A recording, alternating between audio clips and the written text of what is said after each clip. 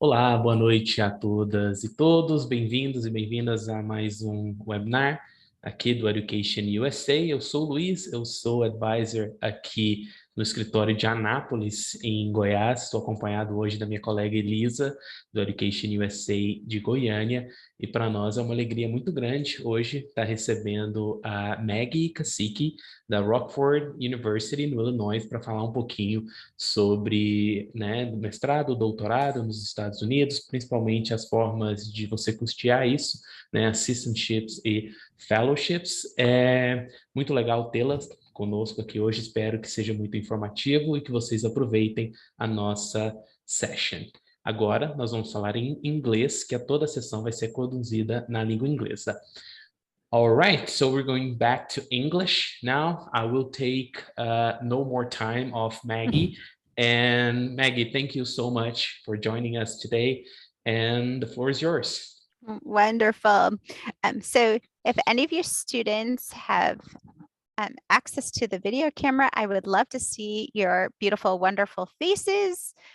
If that's possible for you, it's much more enjoyable for me if I'm speaking to people than to just a black screen and a name. So thank you, Sabrina. Thank you. But first, before I begin, I'd like to introduce you to Julie Griffith. She's the Assistant Director of Global Affairs here at Rockford University, and she is the head of the Graduate Admissions Department. So she will be your main contact here at RU. You're muted. Oh, there you go. Hello, everyone. Just wanted to say welcome, and we would love to have you at Rockford University, and I'm more than happy to help you with any admissions questions to the graduate program that you may have. And Julie's background is our color run background. So that's the first I've seen that. So it's a beautiful background that just happened a couple of weeks ago. One of the fun things that we have on campus. So I'm going to get started.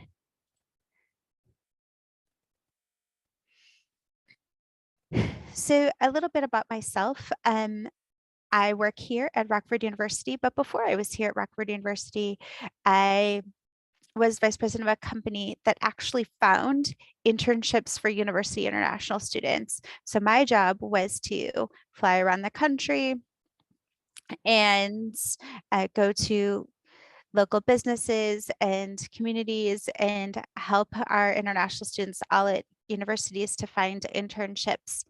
So this is something that I'm very comfortable speaking about. As you can see, I'm IARC Master Certified in TESOL and TEFL, which means I teach English as a second language. That's what I do regularly. But I've also taught and organized. In China, I teach English camps there. So international education is part of who I am and what I do. My on a personal level, my own family has hosted 12 long-term students that have lived with us for more than a year. And some have stayed up to 5 years with us, but total, including short-term, we've hosted hundreds of international students to live at our home. And so again, this is part of who I am and what I love, and my family's identity is international students. So we're here to talk about graduate program help.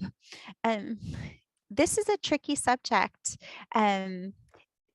The United States is a little bit difficult to understand. So what's the difference between a job here and an internship? What's the difference between an assistantship and a fellowship? OPT and CPT, those are words that you might hear, but you're not quite sure what they mean. So we're going to kind of go over those things and the laws that work around international students. Okay, a job versus an internship. In the United States, you can have a campus job while you are studying at a university for up to 20 hours a week. That is not for credit. You're not taking a class for your job. You're just doing a job to have a little bit of extra money. Now, then there's an internship. An internship can be paid or not paid, and there are laws around the not paid, and they could be for credit or not for credit. So you could be doing your internship and get college credit that goes towards your program. These internships are usually off campus, where your campus job is definitely on campus. You cannot work a job off of campus while you are an F1 student. So that's really, really, really important to know. I've actually had some students try to do this, and it's a big no-no. It's against the law. You must apply for OPT or CPT, and I will get into those words a little bit more in a minute. With the government, before beginning the internship, you do that with the DSO on your college campus, and you must study in the US for at least a year before applying for an internship.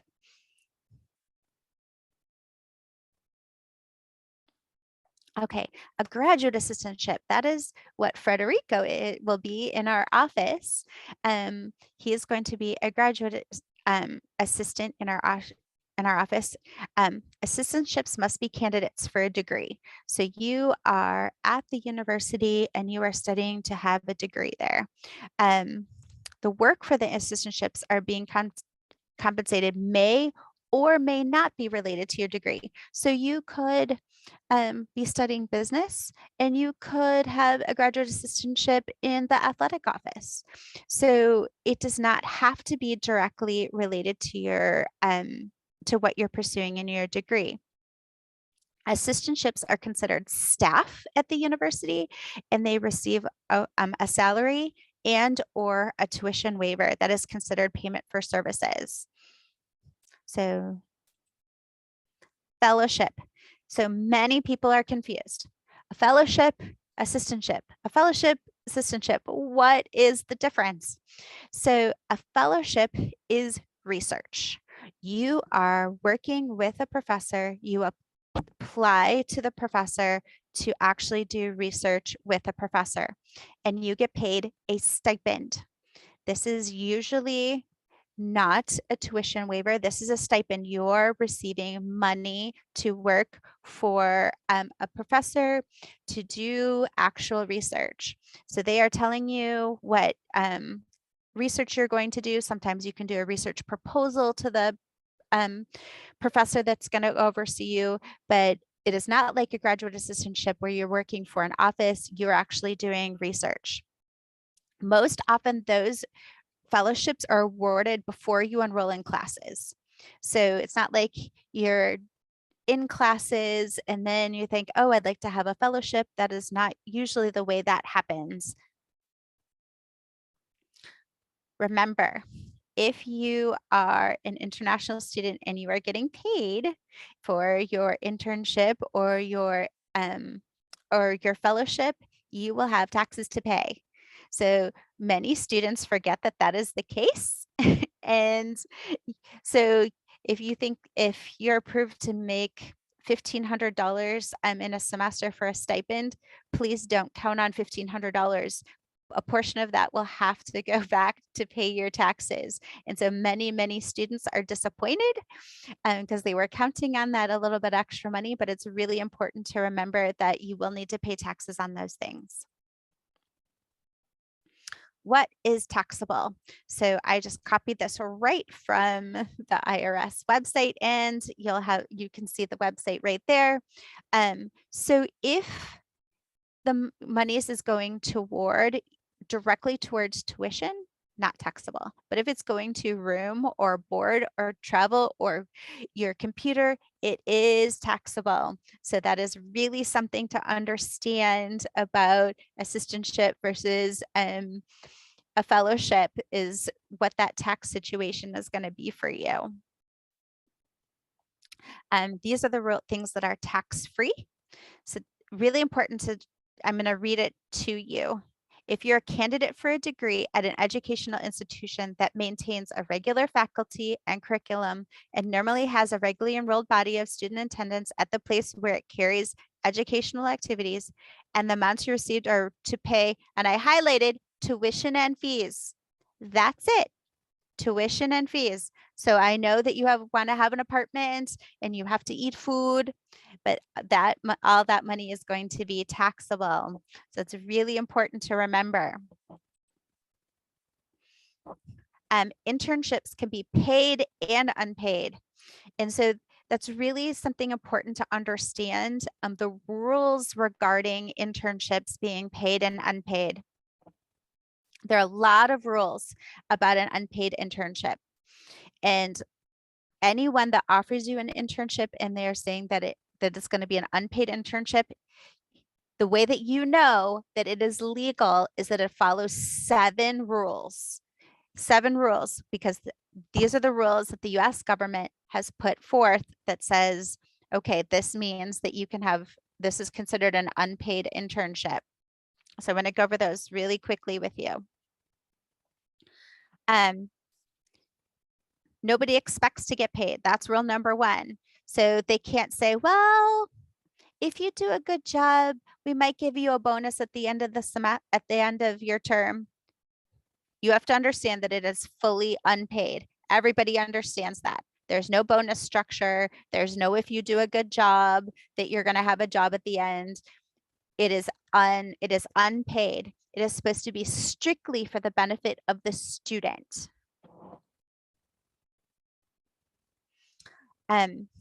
This is for educational environment. So these internships will be directly related to your major.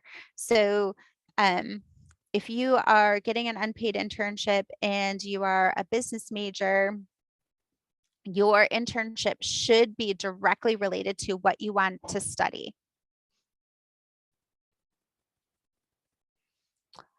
It should be formal education and tied to credit.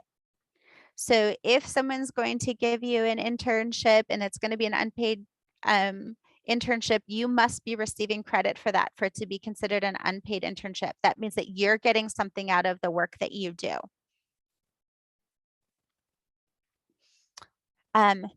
It has to match up with the academic calendar and whatever course load that you are doing.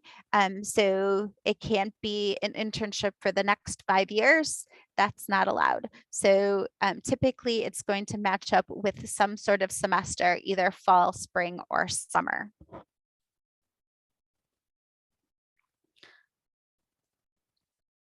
So it's going to be hands-on. You're not going to be filing.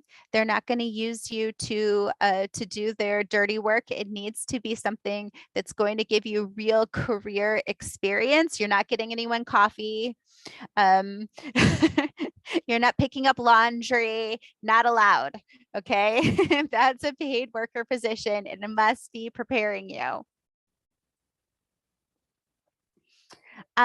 This is really important, is that they can't hire an intern so that they don't have to hire someone else.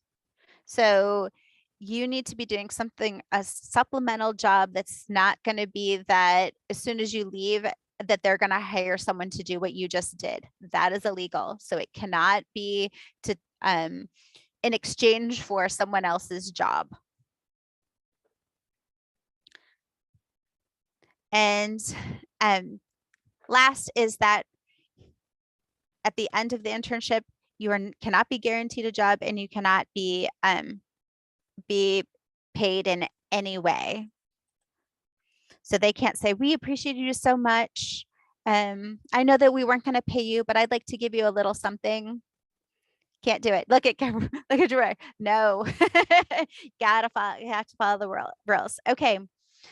So now we're going to talk about this complicated thing, OPT and CPT, and what those words mean. Have any of you heard of these words before? Besides the EduUSA people, have anyone heard about OPT versus CPT and what those things mean? So these are the legal ways to have an internship in the United States as an international student. You must register with the government that you are having an internship. You cannot just hear from a professor, hey, there's an internship, would you like it? It's not paid. You just come and volunteer and that's it.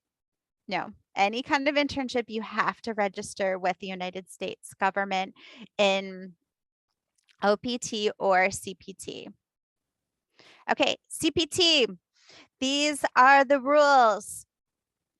Training relates directly to your student's major of study. So if you're a computer science major, you must do your CPT in computers and get that approved, your whatever you're going to be doing for your internship.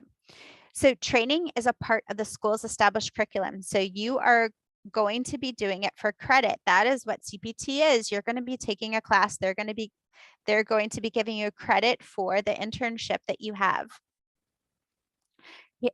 The number 4 is really important. This occurs before your program's end date. So you have not graduated when you are doing CPT. You are doing it while you are a student. Students must secure the training opportunity before CPT can be authorized. So you find your opportunity and then you get it approved. You can't find your opportunity, start your opportunity, and then go to your DSO. I'm wanting my internship to be CPT. No. It must be approved ahead of time. It's very, very, very important. Students can have more than one CPT authorization at the same time.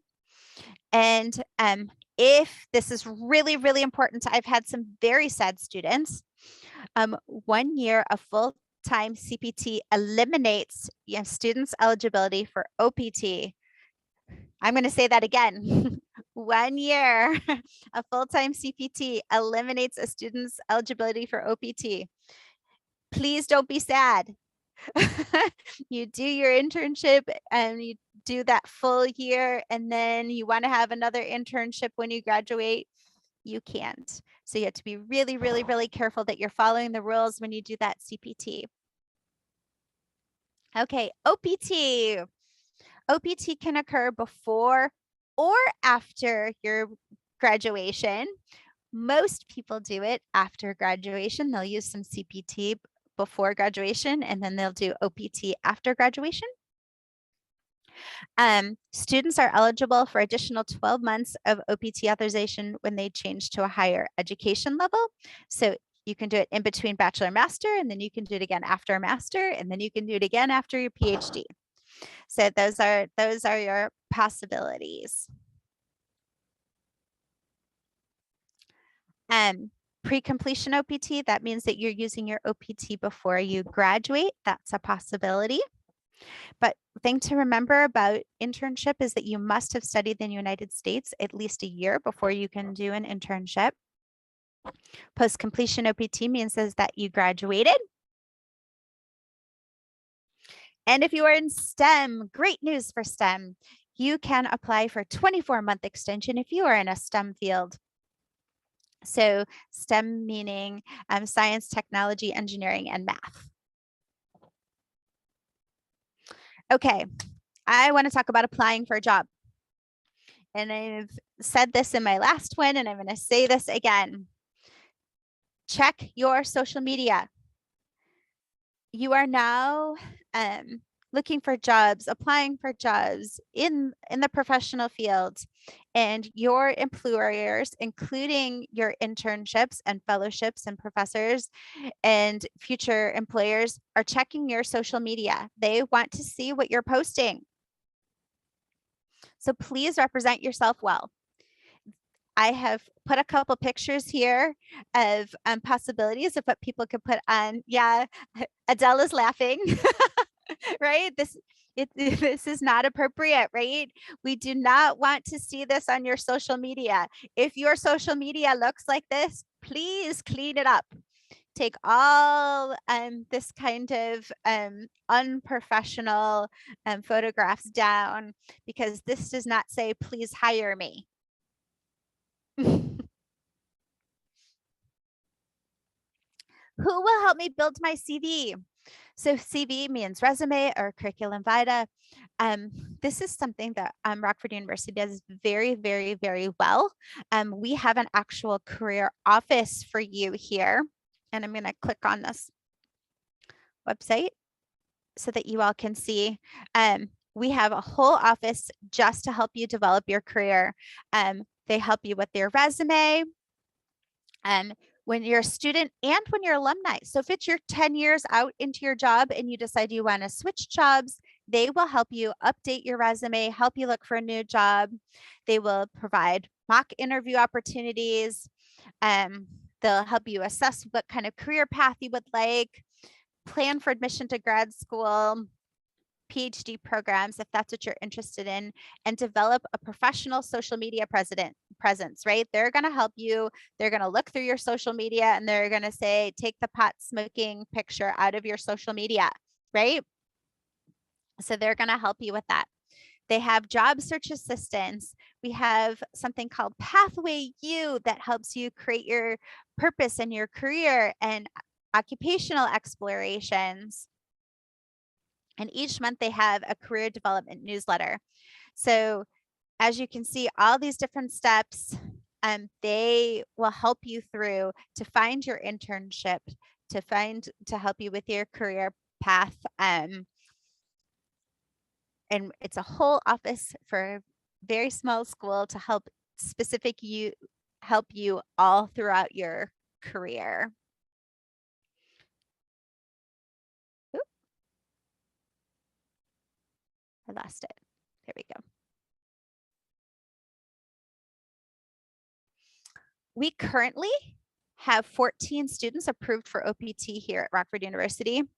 And these are samples of where our students are having their internships. So you can see that they're really impressive places that our students are getting internships. And when you go to a small university for your grad program, you have a lot of access to some professors that can help you find that really, really important internship. When you go to a large university, you're really on your own, or you're going to be paying someone and to help you find an internship, which used to be my job. The students would pay to help for help finding that internship. But here are you. No need to pay someone to help you find that internship. We'll help you right here on campus.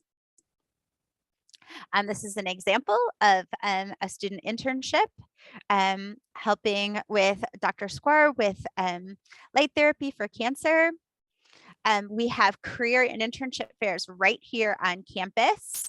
And actually, we even help you with free career clothes if you don't have them, so that you can look professional for your interviews.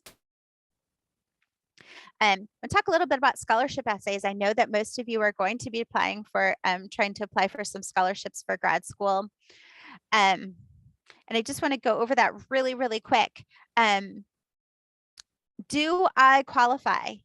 This is really important to really read these scholarships thoroughly, all the way through. Don't skim. At the end, it could say for US applicants only, and you have worked really, really hard on the scholarship essay that you thought you were very qualified for. And then it says US applicants only. Again, I've had some sad students that have done that for internships that worked really hard and found out that it was for US students only. Make a checklist of all your needed documents. Make sure that you have those before you start that scholarship essay. Submit your application early. The goal is to submit your application at least a week early. Remember, things happen, websites don't work, your internet's down.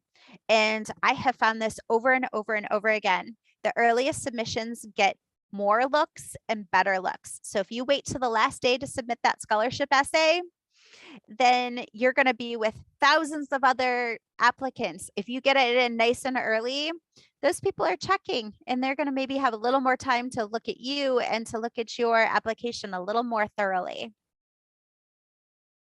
Start writing early. If you can, 2 to 3 months ahead of time is the best. Understand who's sponsoring your scholarship. So, and then you can really steer your essay towards the passions and the goals of the sponsoring organization. Please, please, please stay positive. This is not a time to be negative or critical of anyone. You can talk about your failures. That's okay. but then talk about what you've learned from it and how you've overcome it. Failure is a part of just living life, but the way that you approach failure says something about your character.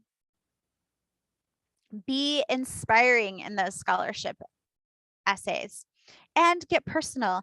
Those people that are reading it should really learn something about you and who you are when they're reading those.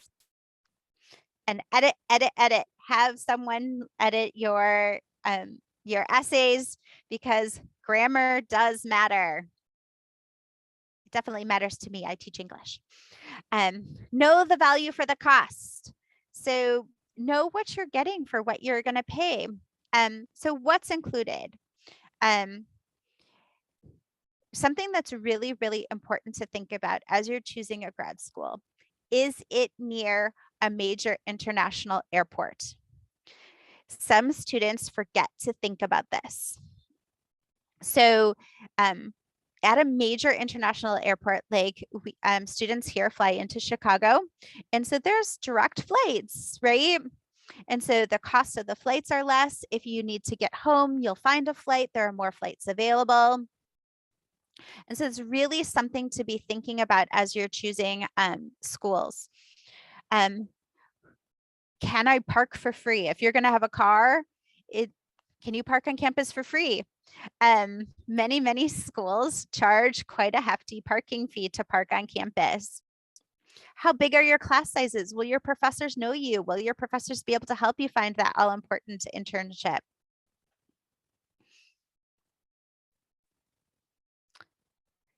What you get here at RU. So I'm going to talk about my love RU a little bit. So here at RU, we know that you are coming a very, very, very long way, yes, to study and have a fantastic education, but also to have a cultural experience. And we understand that.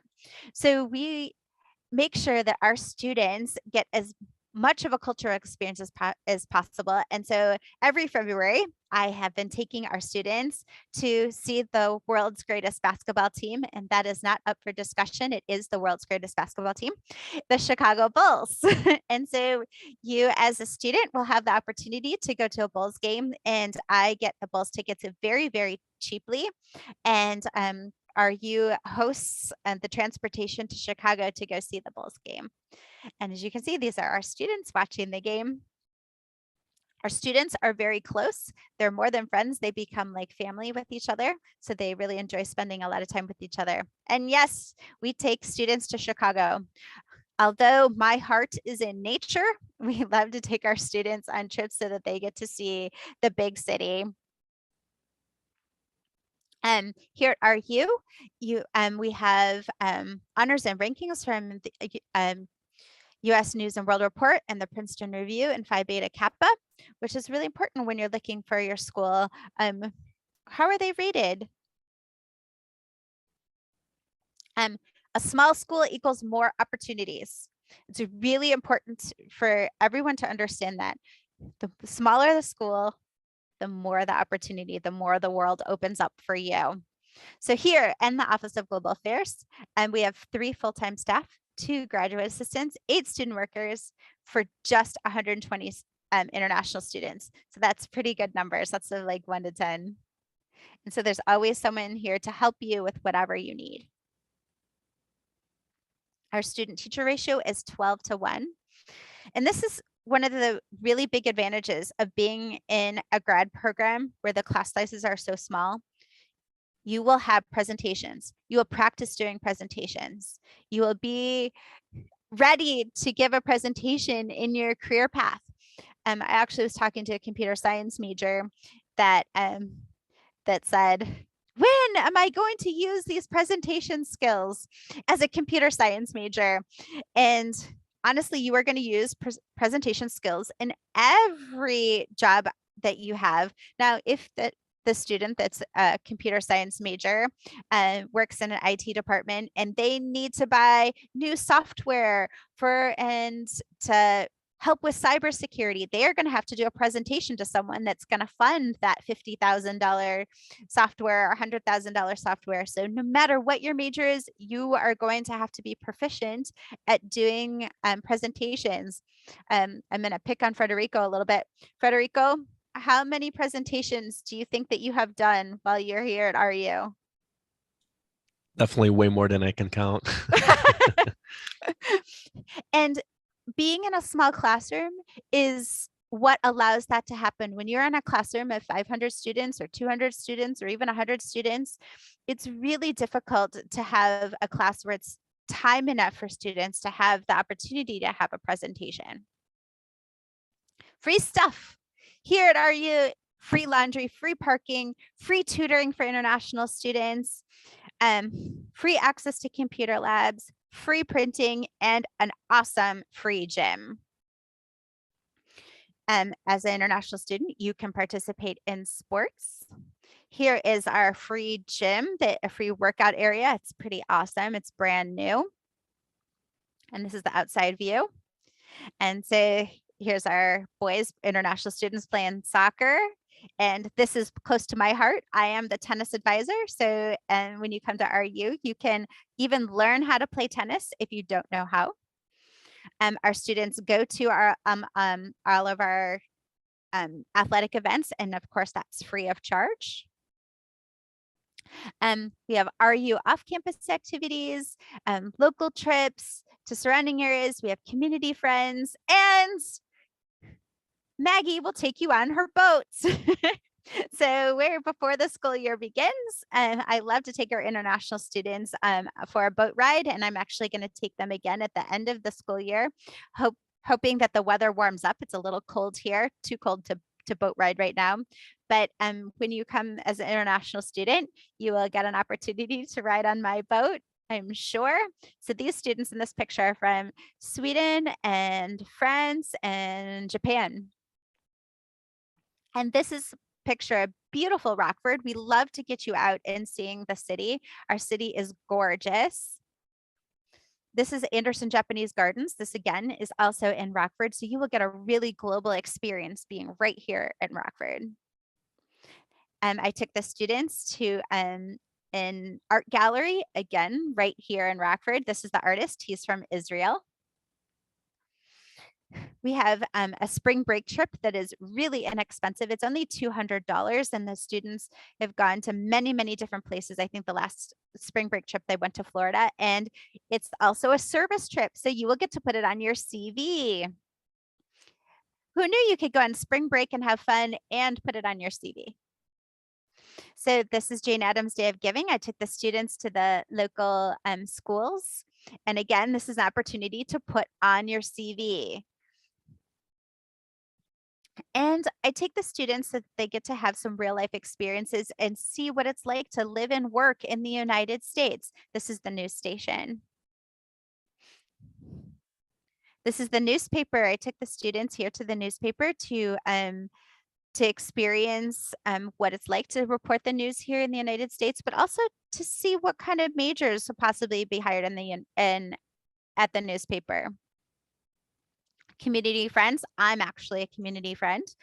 These are people, local people in the city that have offered to welcome our students into their home, because really, you really haven't experienced the culture until you have been to someone's home.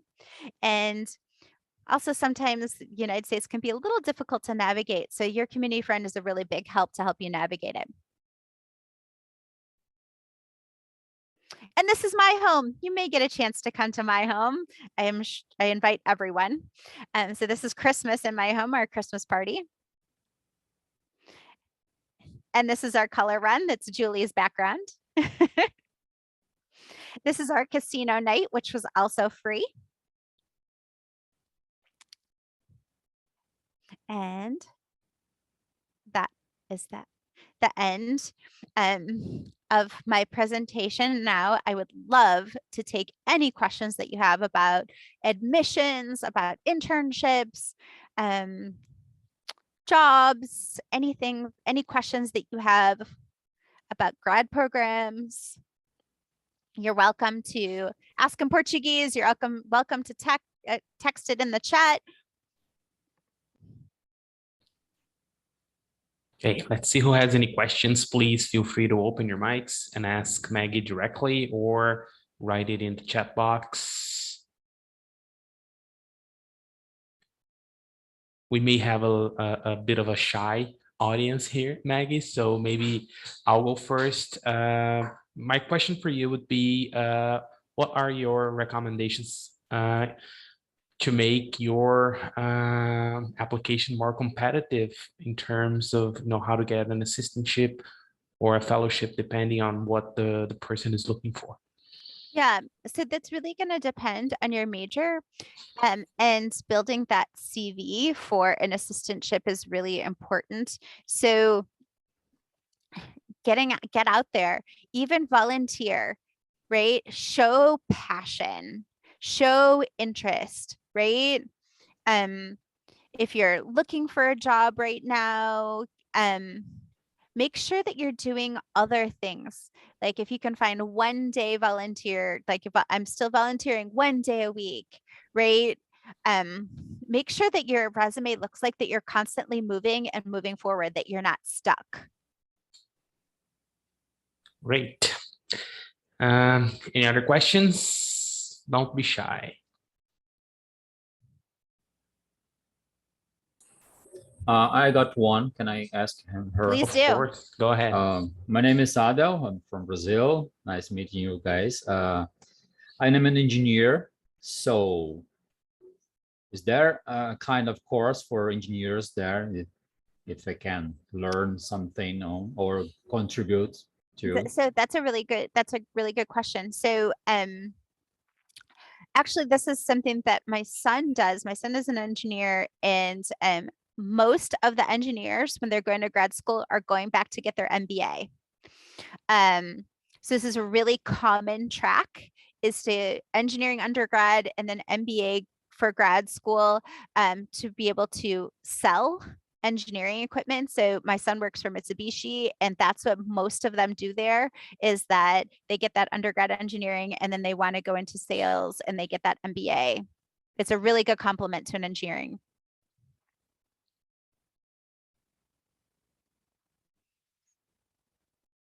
Good question. Anyone else? Let's see. Any questions?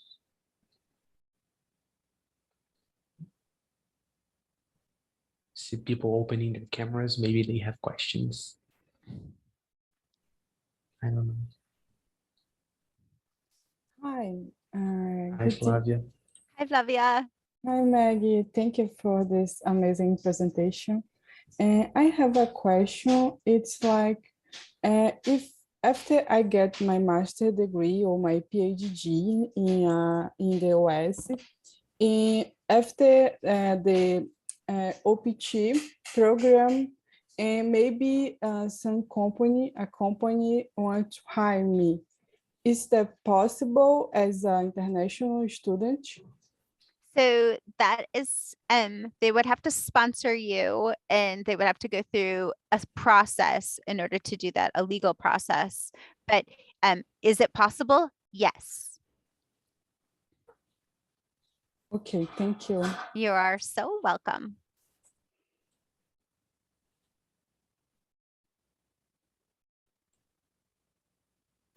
So Julie, do we have someone right now that is getting a job that is becoming, right? We do. So I can talk about one of our students that moved here from Europe, and she came as an international student, and she learned how to be a teacher. She got her master's of education, and now she is teaching French in a local high school. So she is one example of a student that transitioned from a student visa to a work visa. Good. I saw that Carolina had opened her mic. Yes. Hi, Maggie. Hi, Luis. I'm Hello, Carolina. I'm from Brazil, and I have a doubt about the MBA. Is that possible to do this course online or just on site?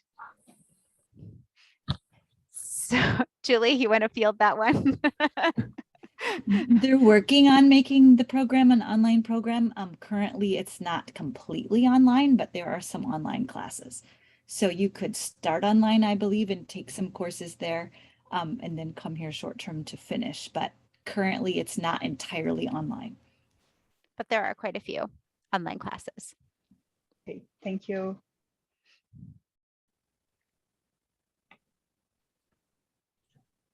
Earlier you said that an engineer can get an MBA. Can you, I guess, re-emphasize that? Because I think in Brazil, a lot of people understand that your undergraduate and your graduate degree have to be the same. Yeah, that's it. That's a great question, Jabrai.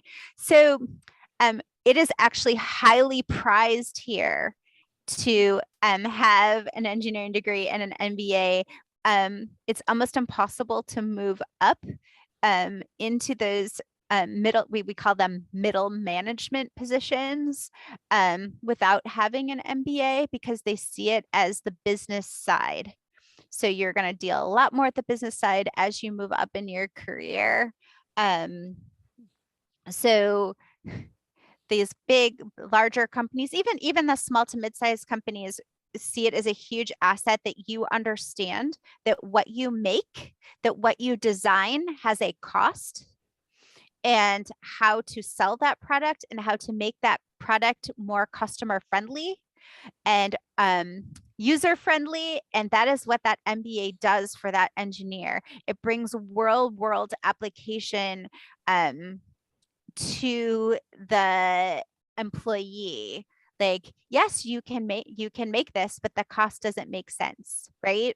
So really having that business sense along with the build sense is really important to an American company and a Japanese company as well. Can I speak to that a little bit too, Maggie? Mm-hmm. So in case you were wondering about like admission to the MBA program, anyone who has an equivalent to a US bachelor's degree is eligible to apply for admission to the MBA. And so it can be in any subject. That's one of kind of the unique things about the American education in our school. You can have a degree in something like music. For example, one of our current students had a music degree and then she went into the MBA program. And if you don't have like one or two classes that you need as a prerequisite, they'll build it right into the program. So and if your question was about, can I study MBA and have a different kind of concentration for my undergraduate, the answer is yes. Questions? Anyone else would like to ask Maggie, Julie a question? I have one more question. It's Go on. because I'd like to get a master's degree in the US, but I know the PhD, they have more opportunities for scholarships than the master's degree. So I would like to know if there is some tips to apply for a master's degree that will be more strong for a master's degree to get a scholarship. So remember, there are different kinds of things. And so we just went over scholarships, assistantships, right? Fellowships, all three of those. And so PhD would really focus a lot more on those research, right? You're going to be doing a lot more research when you're doing that PhD. But grad assistantships, I think that that's equal opportunity to a master's program and a PhD program. And then scholarships are focused. So they'll be focused for a master's program or focused for a PhD program. So I wouldn't say there are more or less. You just apply differently, and ones that are specifically focused on those things. Okay, thank you.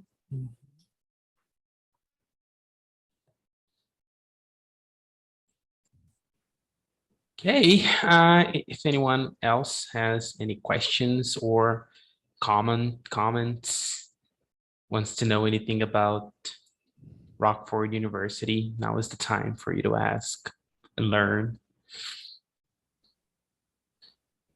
Maybe I have something that I would like to know, Maggie, is what are your tips for anyone in Brazil wanting to pursue their graduate degrees in the United States and they don't even know how to start? What would you advise them? Well, that's an easy one. Apply to RU. I will help you with whatever you need. That was an easy question. Thank you, Luis, for setting me up. Because we will make it as easy as possible, and you get to talk to me, and well, actually you would get to talk to Julie much more than me. But it's not complicated. And so the things that you need a copy of your transcripts. We need a copy of those transcripts, right? We need a bank statement showing 28,000 USD. We need a copy of your passport. We need, if the bank statement is not in your name, we need an affidavit, and we need a copy of your graduation certificate, your diploma. Those are things that we need. And that's all. You don't need letters of recommendation. Nope, we don't need those. You don't need a GRE. You don't need a MCAT or an LSAT. You don't need any of those to apply to RU. Just your transcripts and your diploma or certificate of graduation and your bank statement and passport. So super easy. And Julie would jump up and down. I also put in the chat a helpful website, which is very general. It's studyinthestates.gov, but that's helpful information for international students. It talks about, the application, the visa process, everything. Probably a lot of general questions could be answered by going to that website. So I saw some relieved faces for not having to take another exam. There was some happy faces that didn't want to take a GRE. I know, I don't either. Yeah, that's really a very tough test, and many people will do anything they can in order to avoid having to take the GRE, right? So I believe that we may be approaching the end of our session. Unless anyone has any other questions or any comments, please feel free to interrupt me at any time. But for the time being, I'd like to thank Maggie, Jolie, and Federico for joining us this evening. It was really great having you here. Do you have any final remarks? Anything else you want to tell our audience? Just please email me. We are available on WhatsApp. We're available but via email. So please, anytime, send us any questions that you have, and we are happy to help you. And we work ridiculous hours. So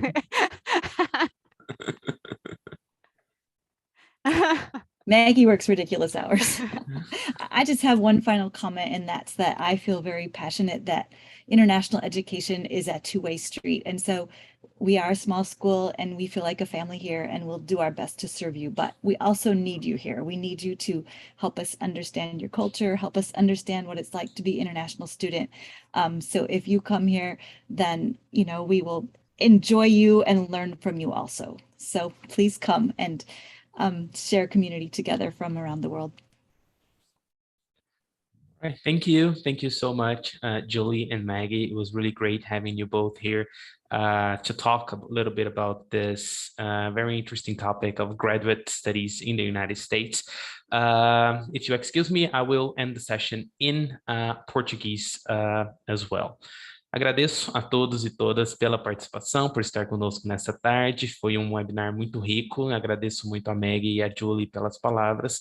A gravação vai ficar disponibilizada para vocês, bem como os slides, a apresentação da Maggie, né, também vai ficar disponibilizada para vocês, e ela foi generosa o suficiente para colocar também o slide em português, né, com a ajuda do Frederico. Então, em nome do EducationUSA, aqui de Goiás, né, da nossa rede, minha, Luísa, aqui em Anápolis, a Elisa, lá em Goiânia, agradecemos a ajuda de todos, a participação de todos, e a gente se encontra aí nos canais, nos próximos webinars da rede do EducationUSA.